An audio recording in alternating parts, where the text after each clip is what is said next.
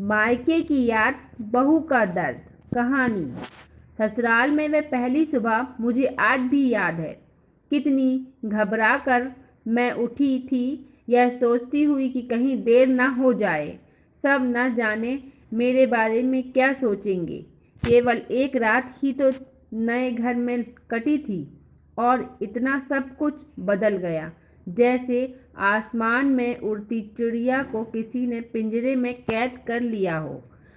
शुरू के कुछ दिन तो यूं ही गुजर गए। एक दिन हम बाहर घूमने गए। जब लौटे तो सासू माँ की आंखों में खुशी तो दिख रही थी, लेकिन केवल अपने बेटे के लिए ही।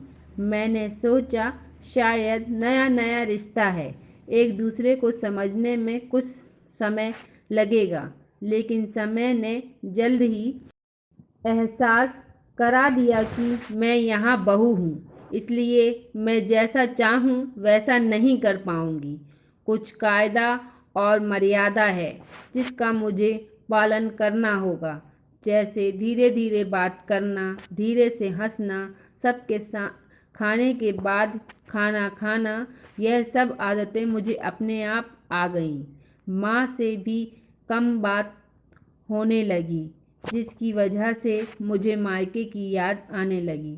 ससुराल में पूछने पर कहा गया कि अभी नहीं, कुछ दिन के बाद जाना। जिस पति ने शादी के समय कहा था कि आपकी बेटी पास में ही तो है, कभी भी आ जाया करेगी, अब उसके भी सुर बदल गए। अब मुझे धीरे धीरे यह समझ आ गया था कि शादी कोई बच्चों का खेल नहीं है। इसमें केवल घर नहीं बदलता, पूरी जिंदगी बदल जाती है। अब मैं कभी भी उठकर अपने मायके नहीं जा सकती, यहाँ तक कि मायके वालों को भी मुझसे मिलने के लिए पूछ कर आना पड़ता है। मायके में जोर जोर का हंसना, कभी भी कहीं भी चला जाना, रसोई में से कुछ भी उठाकर खा लेना, अपनी मर्जी का करना, यह सब यादें बनकर रह गई। अब मुझे समझ में आने लगा था कि क्यों विदाई के वक्त सभी लोग मुझसे गले लगाकर रो रहे थे। असल में मुझसे दूर होने का एहसास उन्हें हो रहा था, लेकिन एक और बात थी जो उन्हें अंदर ही अंदर परेशान कर रही थी कि अब जिस सच्चाई से मुझे इतने दिन दूर रखा गया है, वह सच्चाई मेरे सामने आने वाली थी। पापा का यह झूठ कि मैं उनकी बेटी नहीं बेटा हूँ, अब और दिन नहीं छुप पाएगा, जो कि उनकी सबसे बड़ी चिंता थी कि अब उनका बेटा, जिसको कभी भी बेटी होने का एहसास नहीं कराया था, जीवन के कितने बड़े सच से सामना करना जा रही थी। वहीं माँ को भी चिंता सता रही थी कि उनकी बेटी, जो अभी तक कोई एक काम भी नहीं किया करती थी, अब वह पूरे परिवार की जिम्मेदारी कैसे उठाएगी।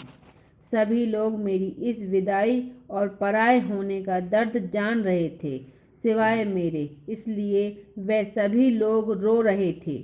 आज मुझे समझ आ गया कि उनका रोना गलत नहीं था।